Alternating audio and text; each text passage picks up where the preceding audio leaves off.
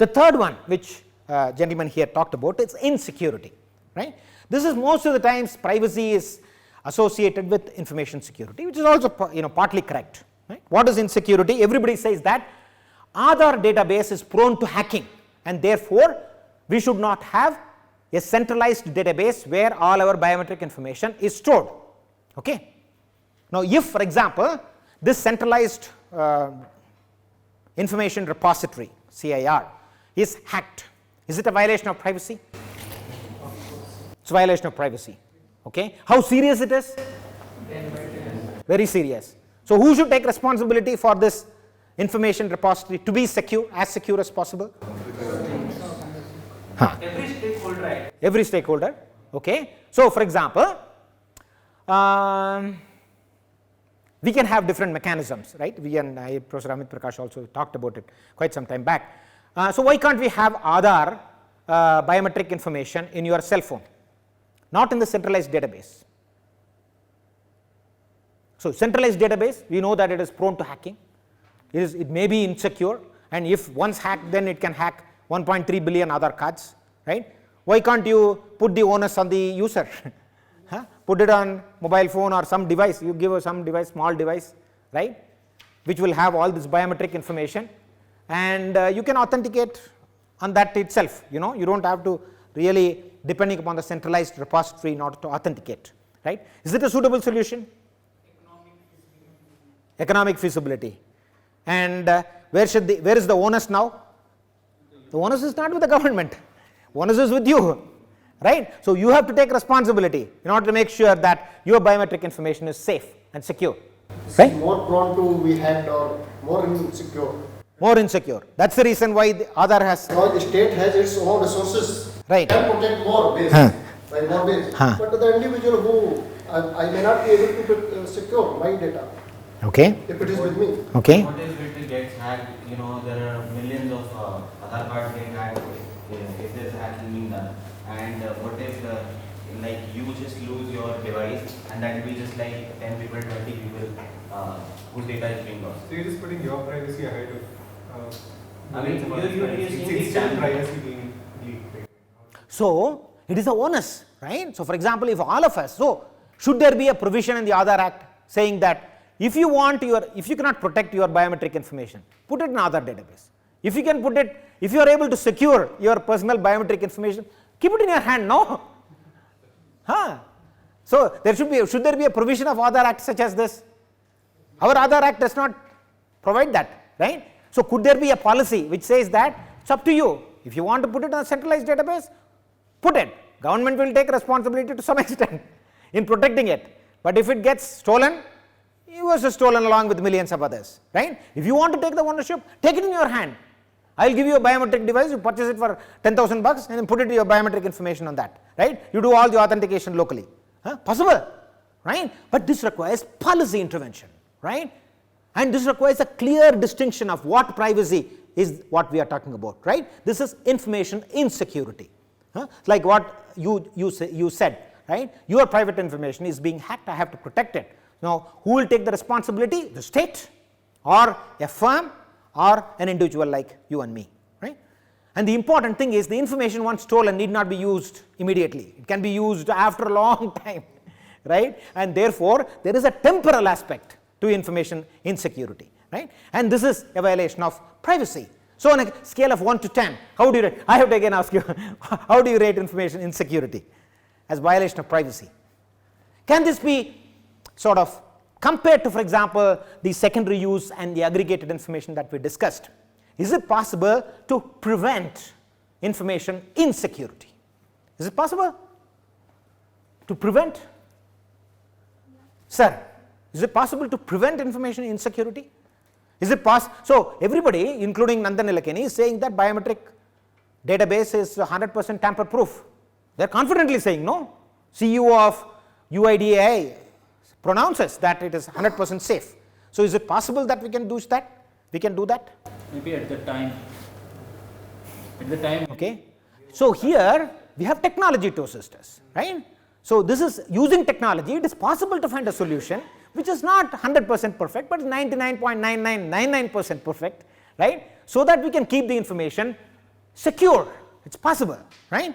Unlike in the case of aggregate or secondary use, where technologies actually malign the purpose, here technology can assist the purpose in order to protect the information security of the individuals, right? So, on a scale of 1 to 10. So, what about you, sir? 8. Huh? Okay. So, we have 1 for aggregation and about 7 for secondary use, I think. Something like that. Okay. So, this is normal way of life. Huh? So, everything you protect, finally you crash yourself. And this we know, right? Yahoo's valuation just folded to millions just because of this particular hack which happened, right? Yahoo was about to be bought by Sprint, and it was supposed to be a multi-billion-dollar deal. Then after this hack, it has come to millions, right? Nobody believes that Yahoo can be as safe as anything else, right? So it is because of information security. So what has Yahoo done? Do you use Yahoo Mail? I used to use. Do you use it on mobile as well as on the website? On the Shushavia, do you use? Who uses mobile Yahoo News and web app? Two-factor authentication. Two-factor authentication. What is the two-factor authentication, sir? So when I just log in normal on browser, Ah. transfer me to verify on the mobile. So they think that they have make it more secure, right? If you do it from web app, they will ask you, you have to authenticate from your mobile app. So in mobile app, you will get an information saying that, okay, I approve this person to use it from the web app, right? So they have provided this two-factor authentication mechanism, right? Now it is not 100% sure whether this two-factor authentication is 100% foolproof, but they have taken some measures. So technology can assist in improving the information insecurity. But the problem is this. So once we become very, very conscious of security, what will you do? We talk in random numbers, which nobody else can understand.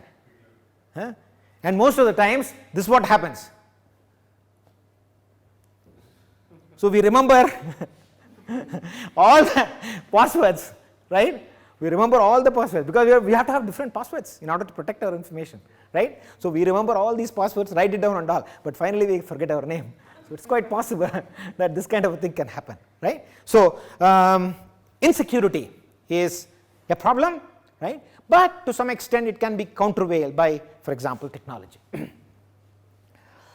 Breach of confidentiality. What is this? We trust each other. When I give information to the doctor, right? This we will discuss a little bit about it in the health domain as well. So we disclose a lot of things to the doctor, right? Because we have trust in the doctor that the doctor will not take it to somewhere else or sell it to someone else. That information that he has collected. Health information is very private, right? So we disclose it to trusted parties. So the same thing holds good with, for example, if I buy something on Amazon, right? I trust that Amazon will use it for, dutifully, I mean, they will not use it, they will not misuse it, right? I have trust in certain websites, organizations, individuals. But if, for example, that information that they have collected is used for some other purposes or it is divulged, posted outside, then it leads to breach of confidentiality, right? So the trust that I had with you while confiding my information is lost, right? Is this violation of privacy? So there is a private information which I have confided to a trusted third party, right? And the trusted third party has violated this confidentiality agreement. There is a breach of confidentiality, right? So is this how serious it is compared to, for example, secondary use? Secondary use is also the same thing, right? I confided and it is used for some other purposes, right? So here I have confided and it is being made public. Whatever private information that I had given is being made public. Yeah. It also depends on what is made public. Like for instance, let's say WikiLeaks or Panama Paper leaks. Good point. Yeah. So those are again leaks, those are again breach of privacy. But which is more serious a crime? The breach of privacy there or the acts committed by these people? Good point. That's the most important thing. See, any of these privacies have a positive side as well as a negative side. Okay. Suppose, for example, WikiLeaks case, right? That's also violation of privacy of the state, right? The state was snooped, and it was leaked, right? And this guy who was there with, I think, FBI or Snowden, he was working for the government. So there was trust on him not to confide the data which is there in the government database, but he leaked it, right? So is this violation of privacy against the state? Yes, but does it have, like what he exactly said, it seems to have positive consequences, right? So yeah. Any stealth operation for that matter, right? By any intelligence agency, be it RAW, be it Mossad, be it CIA. So they're all violations of privacy at one point. But they also, I mean, they claim that they look at the bigger picture, claiming that the breach of privacy is a crime, but we are exposing the crime committed by these people. I mean, Correct. So it depends on what it's used for. okay. So how will I ascribe, for example, a value, I mean, to action against? How will we do that? Is it possible? That's the whole exercise, right? So for example, if the dissemination of information without the government consent is a violation according to some law, then that is the reason why Snowden is being wanted by the US government, right? Because he violated this particular confidentiality, right? He has written an agreement, he confided, I mean, he said that he will do according to the government, disclosure agreements, then, but he didn't follow it, right? Okay. Correct. So that's what I'm saying. So blanket saying that privacy is bad is not correct. So like exactly what you said, the intrusion of privacy might have some positive consequences, and depending upon that we need to. So we'll discuss a little bit about how to do this.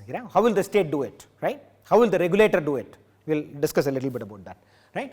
So for example, this is a classic case, right? So the information that you give to insurance agencies or doctors, they can be put for public use, and it can be sold. Breach of confidentiality, it can happen, and this is a violation of privacy. Excellent case is Aadhaar leakage, which has been happening day in and day out, right? So you give Aadhaar number for direct benefit transfer, and it gets leaked through government websites, right? So you basically assume that the government is going to protect the confidentiality of the Aadhaar identification information that you have given, but unfortunately it gets posted, right? Maybe due to information insecurity, but there is a breach of confidentiality between me and the government in this particular case, right? So along with the Aadhaar number, my other details are posted, and therefore the confidential agreement is completely broken, right? So these kind of things do happen, right? And we have to be watchful of that.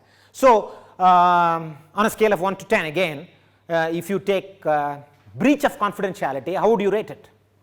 How would you rate it? I think this is very serious. Very serious. 8. Worse than secondary use? No, not more. Not worse than secondary use. Anyway, government was providing, if I'm not wrong, then they were providing some facilities, and who were the beneficiary, they have written the Aadhaar number, so that the beneficiary can check whether I am into that insurance.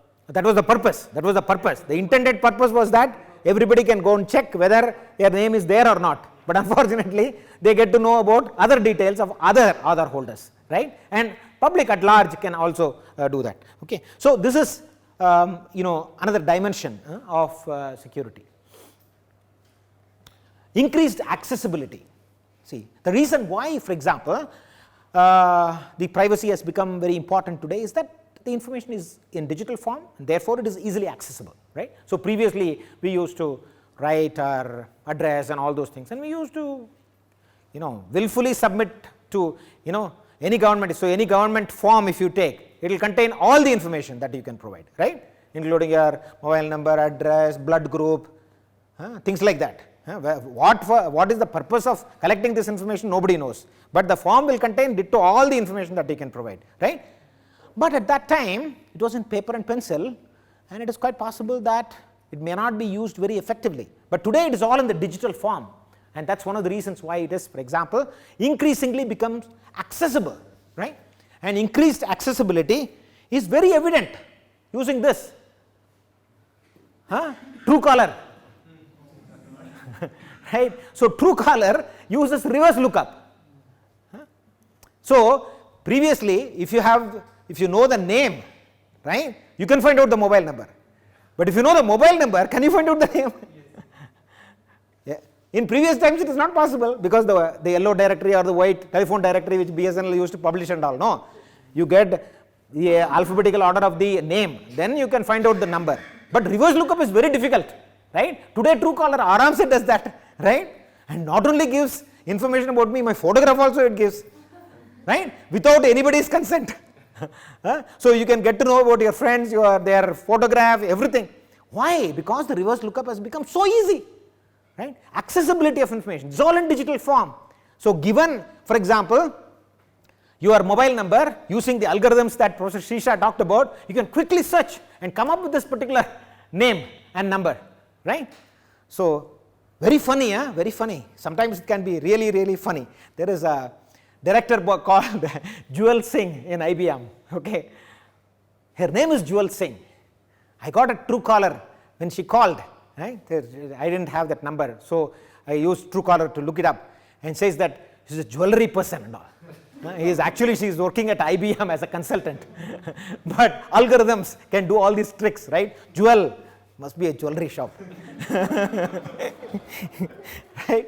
So accessibility. So information can readily be exploited for purposes other than those that are intended for, and that's because it's in digital form, right? So that's one of the important things about digitization of information, becomes easily accessible. It is possible using algorithms to actually manipulate that information, right? And then create some cohesive whole. So this is very important, right? To identify on a particular violation where it fits in, right?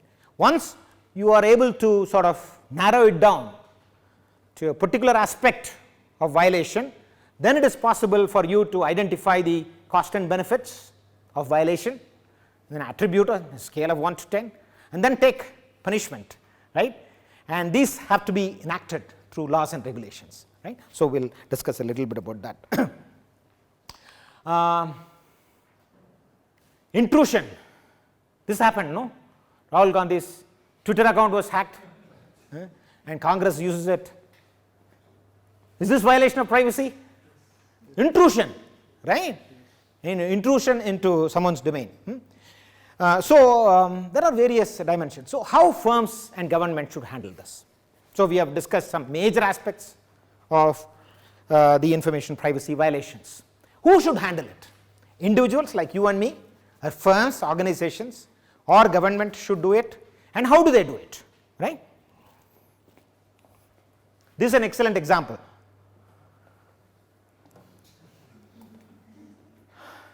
Identity is stolen, so you go to UIDAI and make a complaint, my biometric information is stolen. What can UIDAI can say, right? They have to have some provisions in order to restore my identity. So classic case, how firms handle. This is the Apple case, probably you know about that. So San Bernardino, I always cannot pronounce this properly. It's north of San Jose, San Bernardino, right? So there was a crime which was committed, and the criminals had Apple iPhone.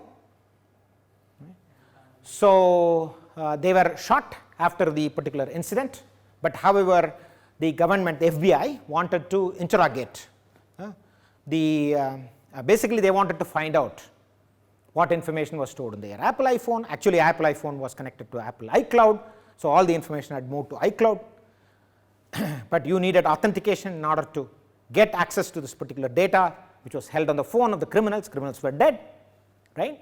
And therefore, they thought that if they get that particular information which was stored in the iCloud on that particular identity, then they will be able to figure out some more connections and networks and probably able to prevent such crimes in the future and so on. So, FBI due diligently asked Steve Cook, Apple CEO, to divulge the access code for the iPhone as well as the iCloud. Immediate response from the CEO was that we protect privacy of individuals, right? And therefore, we cannot give you the code. Sorry. That's the position that Apple has taken, despite the fact that one, the criminals are no more, right? The second, it is in the national interest.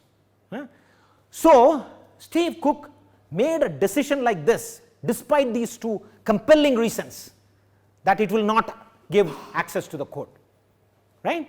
So, FBI went on its own, hired third party crackers, managed to crack that, and they managed to get this information, but they were not able to force Apple to divulge the code, right? And this is the position an organization has taken, right, like Apple has taken in order to protect the privacy of the individuals. So, is it good, morally correct? According to CEO Steve Cook, I mean, it is correct because it protected the individuals of their users, right? They confided in me that I would protect their information, and therefore I cannot breach that confidentiality. So, whatever it means, I am going to protect the privacy of the individuals, the confidential information, right? The breach of confidentiality is not lost here, right? Is it a correct decision, right? Is it a decision? Not positive or maybe the same people who attacked them could have come from some other. The people like, suppose my data is being protected by Apple. Correct. The important thing, correct. Yeah.